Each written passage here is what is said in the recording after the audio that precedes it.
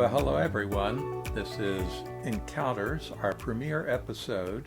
I'm Hank Reynolds, and this is Professor Carol with me. So, Carol, tell us, something prompted this topic. Tell us what the topic is and how we got here. The topic or the podcast series? No, the topic. We're going to stay on topic. If Hank's here, we have to stay on topic. Absolutely. Okay, that's the first thing you need to know. So, unless I can keep us off topic, You're doing a good job so far, but... What prompted this is a frequent question that we get and a specific article I'm working on now for Classical Teacher, which is the question about what are either your top 5 or 10, or what is the list of top X amount of classical or musical pieces that we should know or listen to or give to our children. It can be worded so many ways, right? Right. And that's part of the issue. And at any rate, we were looking around how to start this podcast series, which is a bigger topic. And you said, why don't we just do that for our first one? And you said, why don't we both make a list and talk about, and then show each other and not look at each other's list. Is that right? Yes. Have I got it right so far? So we both have lists, and we have not seen each other's lists. No, although we can guess each other's list. Well, we can guess some of it, but I'm sure I have some things on there that you might be surprised about. Oh, and hopefully you have a few that I haven't anticipated. Maybe, but the first thing is that we're supposed to have 10. I said 10, but I'm fluctuating between 13 and 16, so we're already in trouble. Well, but, we could also do 70 or 80, which actually would be easier. It would be a lot easier, and then everyone would turn it off. So, am I supposed to get my list now, or are you going to start? All right, so we're doing this. Do we want any background on how we've done this list? Well, maybe, but I think the real question is, who is this list for, and what criteria would we use to create this list? Mm-hmm. And we've talked, I think, generally about classical music, although that's something of a misnomer, and you might want to explain what body of music are we looking at to draw this list from? Good music. Good music. Okay. By our standards, of course. Yes. Well, by our standards, but also the world standards over time, which is, the term classical. Mm-hmm. I mean, Elvis has plenty of classical hits, right? Right, but we're using classical in the large sense as it applies to, orchestral music, art music, kinds of things.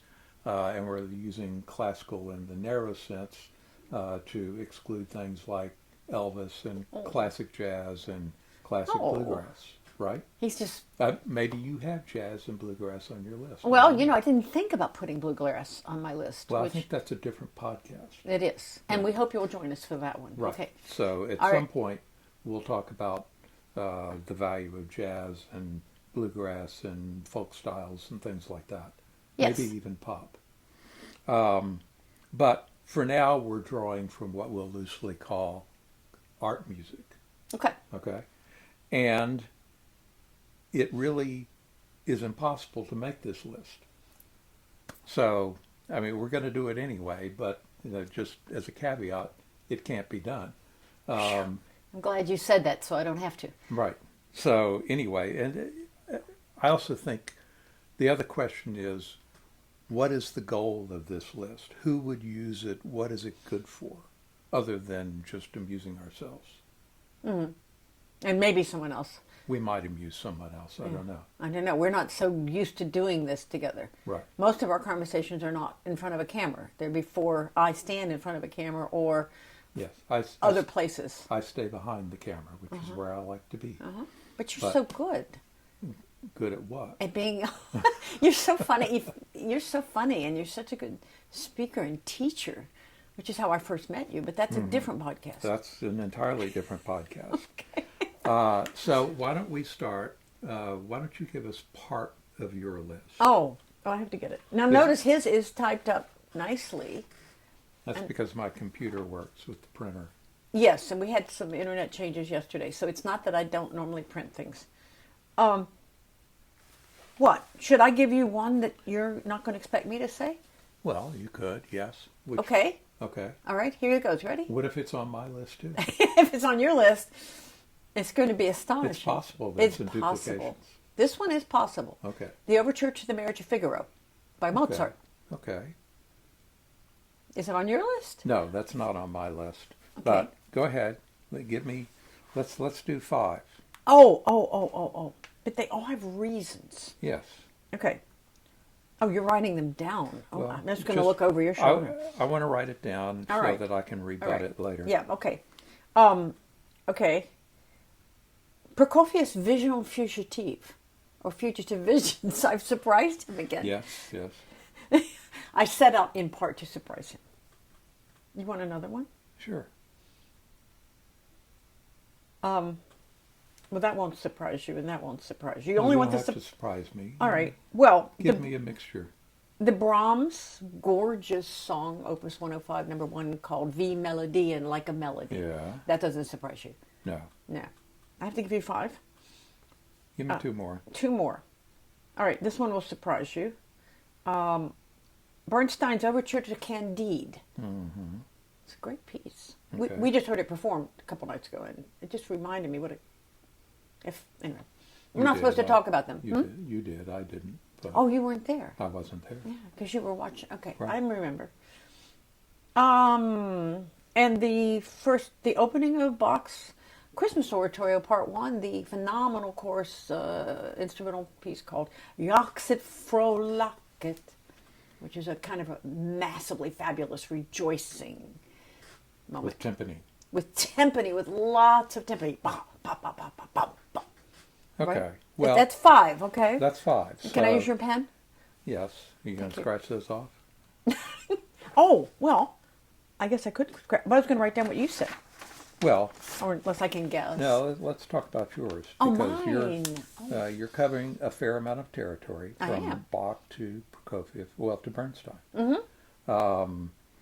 And you've got, you've got an overture. You've got 2 the overtures. Bach is, yeah, I've actually, and then Potentially, yeah. and then you've got a song, and the Prokofiev. Actually, I don't really know. Tell me about it. Oh, And why it's- is it there? I was trying to think of a piano work that if you did not know piano repertoire and you wanted to dispel stereotypes, I mean, you've got 32 fabulous Beethoven sonatas, you've got all the Mozart sonatas, you've got the Mendelssohn, I mean, there's endless piano works, Chopin, everything. I could have put a Polonaise. I could have put the Chopin Etude. You could have. But this is a selection of it. I knew I should have looked up how many. I think there's like 15, 16, 17 vignettes by... Oh, I just made a big bump. You're not supposed to hit the microphone, are you? No, don't hit the Okay. microphone. He either will or won't edit that out. I got excited. Vignettes. They're like little vision. It says fugitive vision. So if you, let's say you could imagine being in a dream, right? And you had your own little stage with beautiful setting and sometimes not so beautiful, sometimes ominous, and you have dancers and you want them all to go by in just a couple of minutes. And these pieces by Prokofiev, they were fairly young works when he was just in that first bloom of magnificent productivity and filled with energy. And they just kind of, each one is contrasting, and they're very, very different in their some of them are lulling and beautiful, and some are piercing, and some are just fabulous rhythmically. And so within that compendium, in a short amount of time, you go through all these emotions in an early 20th century, now kind of conservative sounding piano idiom, but still very different from what people think about when they hear piano music. That's why. That was a long Okay. sentence, So wasn't you it? think that you think that would be a good place for someone to start who is just dipping their toes in the repertoire. And if you dip into where you normally dip, you get overwhelmed. You could. Because it's just, I mean, the piano was the biggest thing going for centuries, and everyone's writing incredible stuff, really. And I right, think you can get overwhelmed by the weight that's behind some of the iconic pieces, Right. and even intimidated by them, perhaps. That this is something that you ought to know that you need to deal with, and you don't feel like you're up to the task for whatever reason. And, Right. and they're big works. They tend to be. They're that big. People, yeah. And they're virtuosic. And let's say you have children in the house and they're starting piano and you want them to get interested in, well, I'm sorry, you don't go from, method book 3 to Chopin etudes it takes a long time. And you want people to hear beautiful sounds at the piano, but also feel that maybe one day you could make them. And some of these you might think that.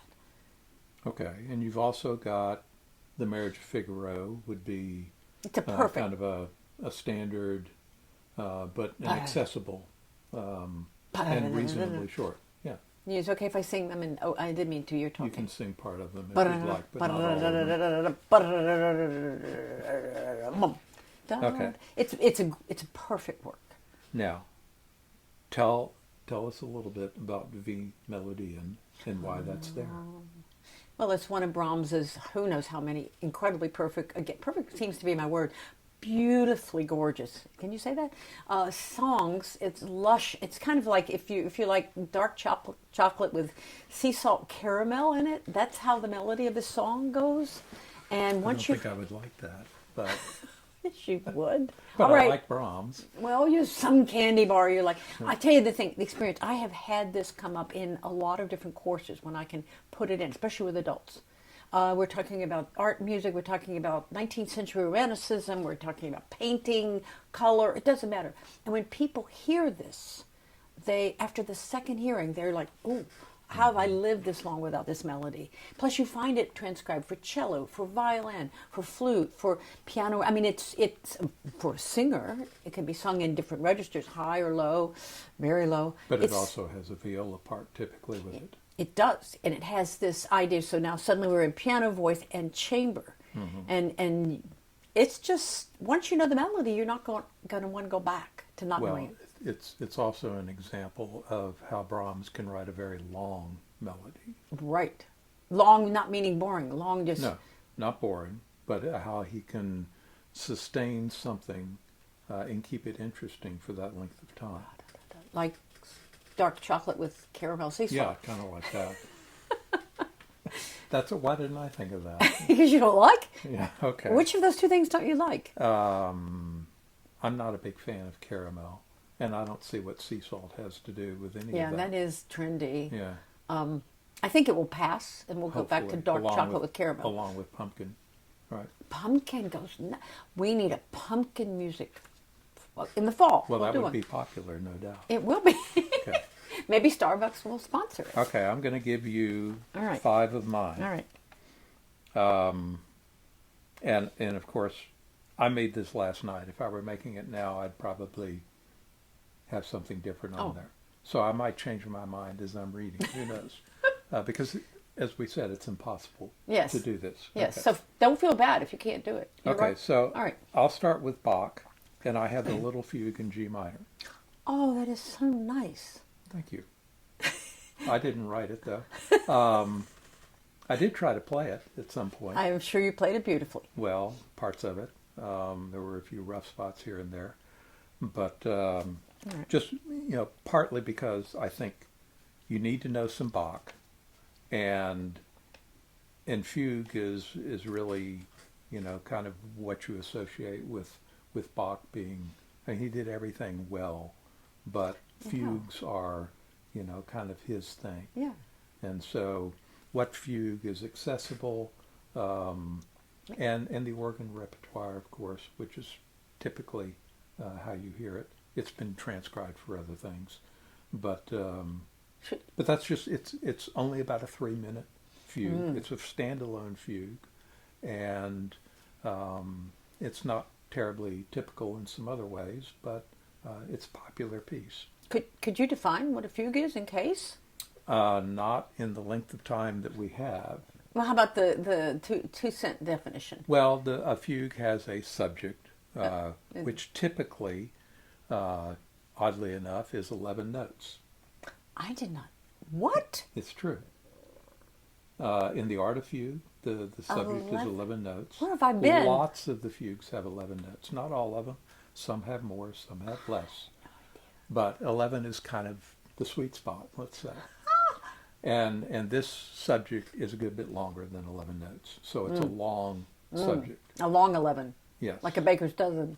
Yeah, or like a Brahms subject maybe, because it's stretched out longer. When he says subject, you mean melody. Okay. Melody, theme. Okay. Just want to get that in. And it's a contrapuntal work, so each voice comes in with the same subject, or technically an answer. Subject, answer, subject, answer. The answer is just like the subject, except it's transposed to another pitch level. Conversation between two melodic lines. Yes, except it becomes 4. That's true. Mm-hmm. That's and enough. That's about all we can say about Fugue right now. Okay, that was good. That was good. Without getting too deep in the weeds. Next piece. Next piece, Mozart, Eine kleine Nachtmusik. Yes, well, everybody loves that. I know. It's very standard, and when I was making the list, I was thinking I have nothing by Mozart, and I was preparing my arguments for why you don't really need Mozart on your list of top 10. But I eventually came back and decided, as an example of chamber music, and by the way, you almost always hear this with orchestra, it is much better as it was written for a quintet. Because everything is much clearer. It just comes alive with 5 players as opposed to 25. So if you're looking for that, look for the version, look for it played with limited instruments. Moving along, Beethoven, Symphony No. 3. Oh, well, I love that piece so much. You do. I had to hold myself. I put it on just for you. Well, yeah, I was going to do that. And then I didn't. I'm kind of surprised you don't have it on your list. Well, I thought that might be the place where we really coincided, but probably, maybe we'll do it on something stranger. The problem was the list of 10 was already between 13 and 15, right. and then... Right. And you still didn't get to Beethoven 30. No, but I could have put it right here. I don't want to see that. All right, okay. You can't read my writing anyway, you're safe. That's true, I can't. But if you're going to do a Beethoven symphony, any of them would be good, but the third comes with historical significance. It's kind of got it all. And so I would go with that one. Yeah. It's kind of like, well, I won't get into grocery stores. And we talk about it really kind of marking the beginning of the Romantic era. It does. It does. And it's incredibly likable, and it truly is everything that you could possibly want music at that point. Right. Anyway, we're in total agreement, which is so rare. It's good we're filming this. Yeah, maybe we should stop here. I know it, and we're looking at the time now. Okay. We still have a few more minutes. Well, we can go over if necessary, because we know we're going over even before we start. Not necessarily. Okay. Chopin, Ballade No. 4. Oh, that's gorgeous. That is gorgeous. And if you're going to do Chopin, and there's a lot, it's a big hill to climb, there's a lot to do, but the ballades, I think, have, partly because there's a narrative aspect to them, they're episodic, they're virtuosic, and they're also very restrained in spots. So it kind of, there's a lot to latch on to in one of the ballades. Yeah, and when you see it printed, it's ballad, right? Right. Ballade. But when using narrative, I mean, there's these tender moments and these sparking moments, and as a poetic ballad would be, right? So that you have sense of characters. Right? There's 4 of them. I could have put any one of them down, but I kind of liked the 4th, so I went with that. Okay. Moving along, Schumann, Dichterliebe. That's a lot of stuff. It is. It's the big hill to climb. I'm surprised because you usually don't put that on. Well, I put that on. I know, but I think Lieder is German Lieder, which you can talk about if you want, is overlooked too often. Yes. And it's a great genre. And Dichterliebe is kind of at the pinnacle of it, I think.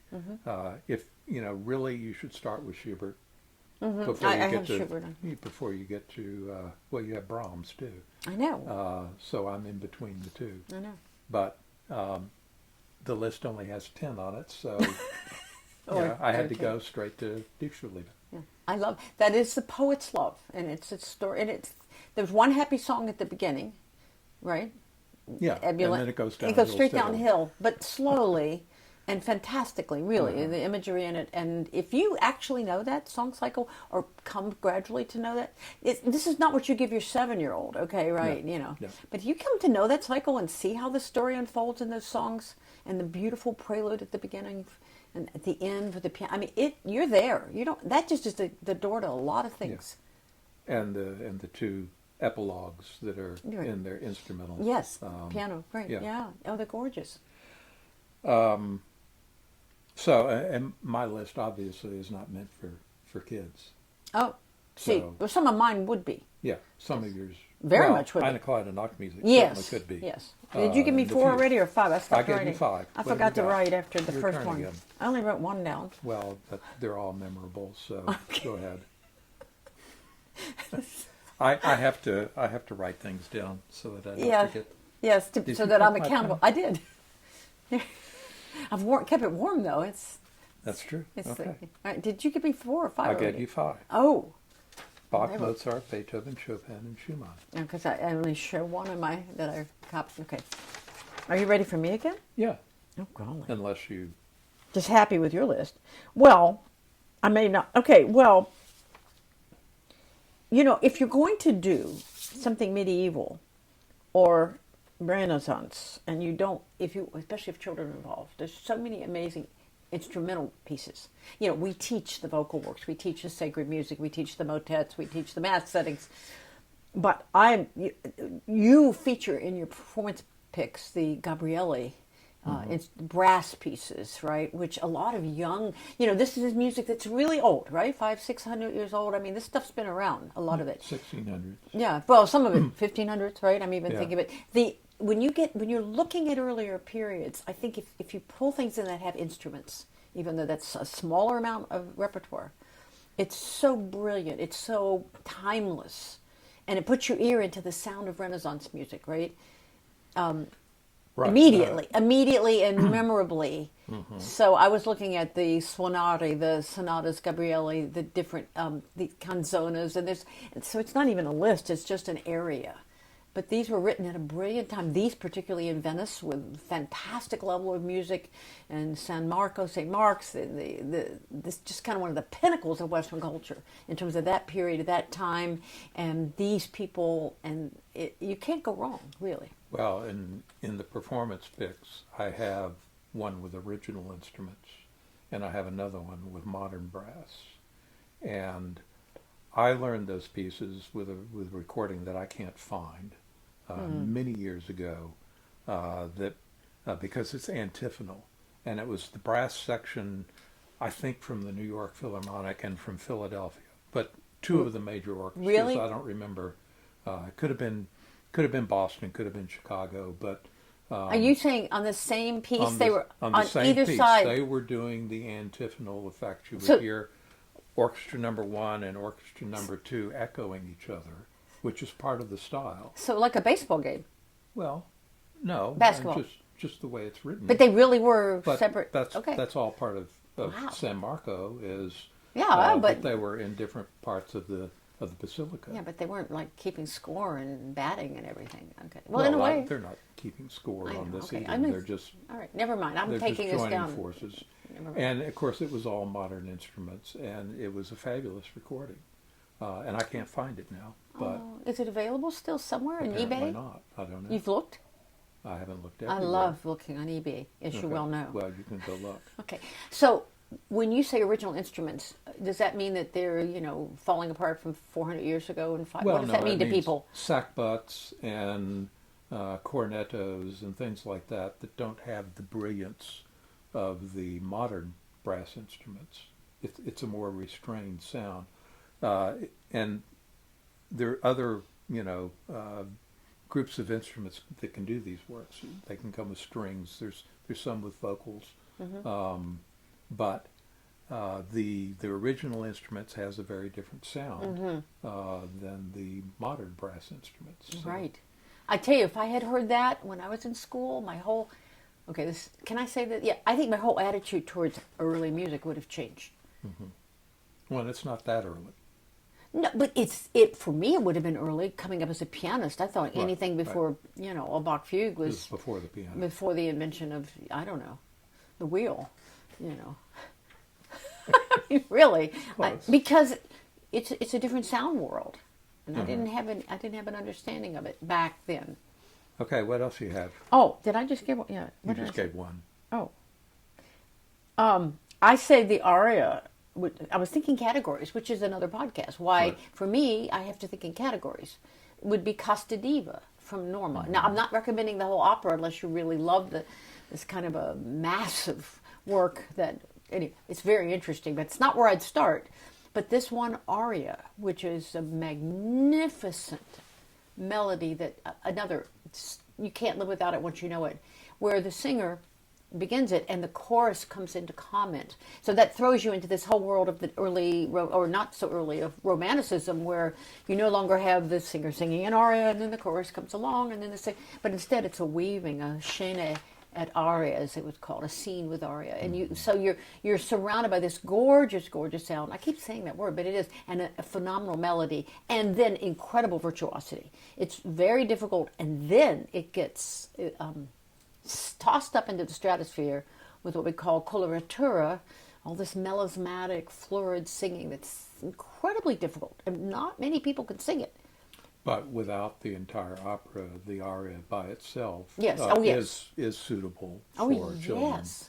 Yeah. Anybody, and it's available this is one of those things that, to try to climb Mount Everest, it's one of those pieces that you aspire towards if you're a Well, soprano. it's one of the arias that has made it into the more general, Yep. right, like Nessun Dorma or one of those. Yeah, it's almost Something from Carmen, perhaps.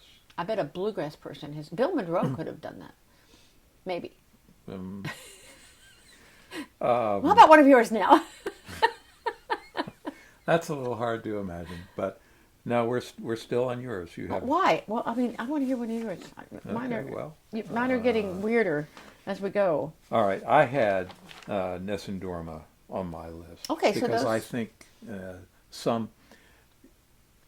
opera can be, as you know, historically saved for later by people who are getting into the repertoire. Oh, right, It's like, right. Well, I'll do symphonies and sonatas and things like that, but I'm not ready for opera, Right. or I'm not going there at all. It's like- And as a foot in the door, Casta Diva or Nessun Dorma or anything from Carmen. I mean, those Oh, are yeah. very popular Oh, yeah. melodies. And there's a number of others as well, but we're limited in how many pieces we can put Yeah, down. 13 to 15. Yeah, 10. So I have that on there. I have, well, here's one. The Rachmaninoff All Night Vigil. You're just handing people, what's the longest that's- U-Haul trailer that you can rent? Well, no, that's, I mean, it's unbelievable. It's a life-changing piece. it is. And that's why I put it down. is. All right, good. And if you find anything more beautiful than that, please write us. Well, it kind of, it doesn't stand alone in terms of Russian choral music. What do you mean by that? I mean, there are lots of other things in that style that you can listen to. You can listen to Chesnikov. You can. Yeah, but then you're not going to find that as easily. Well, I mean, you can find nowadays, that right? now. You used to have to really. Yeah. No, the all-night vigil is the full service of the vigil. Right. Set on such a high level, and I mean, your average parish choir cannot sing this work. Okay, let's just No, put it that way. you can't, and it's not something that you should multitask to. You really do need to give it its due, and Yeah, sit down and put everything else away Yeah. and experience it. yeah. And that's true of a lot of things, but I think it's particularly Yeah, no, true of it's- that. Well, it'll end And up. if you can hear it live, by all means, in a good setting with a good choir. Don't go hear a second-rate version of it. Okay, And you or me? you, because I like your list. Okay, how about Stravinsky's Firebird? I've got that. Do you? Mm-hmm. I've got it as an alternate As an with, alternate. with Rite of Spring, Petrushka, or Firebird, depending. Depending. But Well, you- I chose Firebird. Well, I should choose Petrushka then. Well, Petrushka is more interesting in some ways. It's more colorful. It has Energetic. more variety, more energy. But Firebird is, you've got a fairy tale. Right. Well, they both are stories. I mean, any ballet is a story. Yeah. Well, Rite of Spring story, probably you don't want to You don't start start with. there. Yeah, unless you can kind of whitewash it a little bit, clean it up a bit, right? Well, leave out the visuals and just listen to the Yeah. Just anyway, but no, Firebird. There's a beautiful recording of it. That's narrated by Liana. No, is it? No, it's not. I should have thought about that. But one of the great ballerinas who danced that role. Mm-hmm. And of course, who could better understand how to narrate it than a Russian ballerina? Who's danced it. The music's stunning. Right. 1910. He had no. I mean, he'd suddenly found his magic. He was a newcomer. He was a newcomer, and he just from that point on, it's well, more or less from that point on. Yeah. Well. Yeah, except for those fertile years. There are many phases to of Stravinsky. Yeah. But this fallow years, I should say. Yeah, I mean that's the problem when you're a composer, isn't it?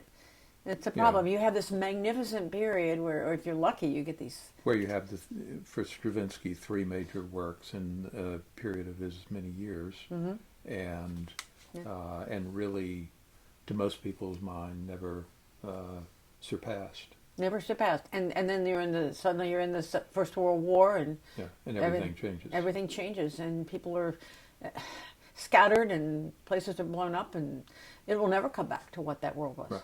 And there's later Stravinsky that I like very much, but you still you have to know Stravinsky by those 3 works. Mm-hmm. You do, So. and yeah, I agree, and yeah, good. Okay, your turn. Oh. Well, I put in the Ravel Piano Concerto.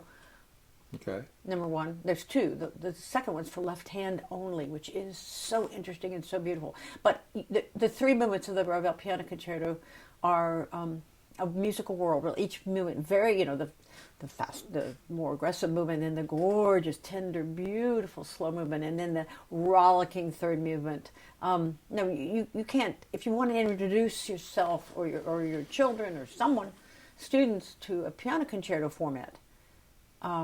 And of course, now you can watch it on YouTube. I mean, we were with these records with these little tiny speakers coming up. Poor us, right?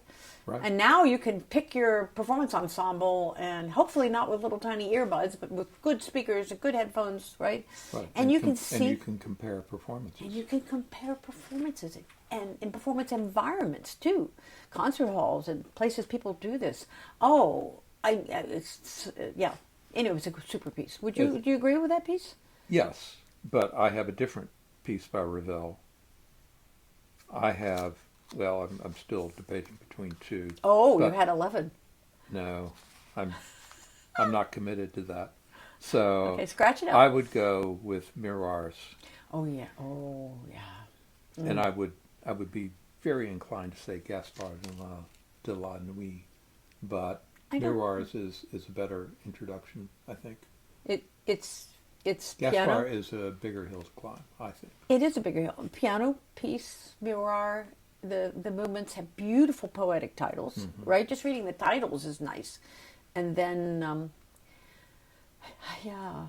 no, but of course it's a solo piano, and it doesn't bring in the dynamics of a concerto. But but then if I were going to do my 15th or 16th one here, it would be, of course, I would put the Ravel Trio, which is for piano, violin, and cello, Right. which is a totally favorite work of mine. But you see it is much more esoteric than I do. Well, and Ravel was such a great orchestrator, but you still have to, I think, come back to the piano works. What did you say? He was a great orchestrator. Oh, I thought you said a 6th grade orchestrator. No. I think he made it past 6th grade. He was Which a great orchestrator. He was, to this day, if you study orchestration, right? You still Right. study his text, his... Rimsky-Korsakov, Rimsky-Korsakov, and Ravel. Maurice Ravel. They're the 2. Yeah. Now you push buttons, see, but then you actually had to know your instruments. You had to know how they work. You had to know how players handled them. You had to know every aspect of their ranges, their limitations, and you had to be able to hear all that in your head. You still do if you're going to orchestrate. Yeah, you push buttons and see how you like it. Yeah, right? that's true. You That's get what's instant sad. feedback. Yeah, a 9-year-old can orchestrate now, or a 4-year-old. But your even sampled sound doesn't really tell you what you're getting. No, stick to the real. It's much better than it used to be, but still limited.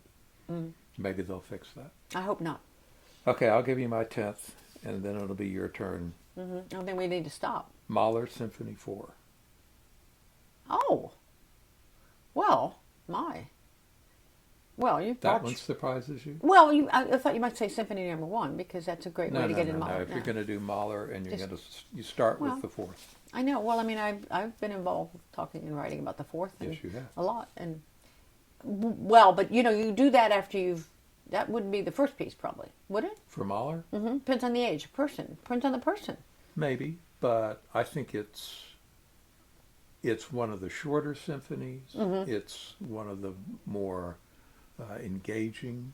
Well, yeah, it's a little. You don't want to start with the 9th. No, or the no, 8th, no. or the 7th, No. or the 3rd, no, or the 2nd. No. So we're getting pretty much. We're getting down to 5, 4, and 1, and pretty much 5, 4, 1. 6 is nice, but wouldn't 6 start is there nice. either. No. Well, we should have a podcast on what it means to start somewhere with something in music. Right. You know. And if you start with the 4th, you might, Yeah. work your way through them and end with the 9th. Yeah. And why is this even an issue? But it is in literature. You don't hand, your third grader a whole lot of things, even if they can read them. Right. And you told me not to put the Bach B minor Mass on my On threat of no. I put the little fugue in G minor. But that's a place to start, and the B minor Mass is a goal to work towards. So, Okay. there is that potential distinction. And As if the list meant anything. Oh, it means a lot. It only means what we want it to mean. For people who know a lot of music, the list is just a curiosity. It's like, well, what did you come up with? To people who are maybe getting started in listening to serious music, take it with a grain of salt, and don't be afraid to listen to what attracts you, what you like. That's nice. That's a good ending. This is our first podcast in our series. Is that the end? Well, Yes, I'm just looking at the actually, I time, guess and it is. I've said enough about my list, and I think We're not getting to your. Well, I'm sure I've had at 13th least and 10. 14th. No. Who knows? But I do think that we'll review this, and if you end up seeing it, that means we said, okay, here it goes. And then I know there's going to be like, okay, I rattled my paper, for example, and we're going to work on some of these things, aren't we? Technical issues? Technical issues, Yeah. yes. Okay. And we didn't we didn't come to blows. Not yet. Right? It's not Which over. is why I think we should stop it right now. But we have a lot we want to bring you in this series, and not just some of the things we want to share with you over these years. We've been working together with you at Professor Carroll, the courses, the material, the experiences, the recommendations, your questions, which we've had many, many, many of over the years. But we want to bring you guests. We have a lineup already, and we've contacted colleagues, friends, people we don't even know, so that we can have sometimes here with us in the studio and sometimes remotely. But we hope to be able to give you a chance to have wonderful encounters with music and the arts. And everything we do is on the website, professorcarroll.com. Yes. And you can go there and find all sorts of things. A lot of it is free. It's just there. The courses are part of the Circle of Scholars, which we encourage you to take a look at and potentially join. But that's where you find us. Yeah.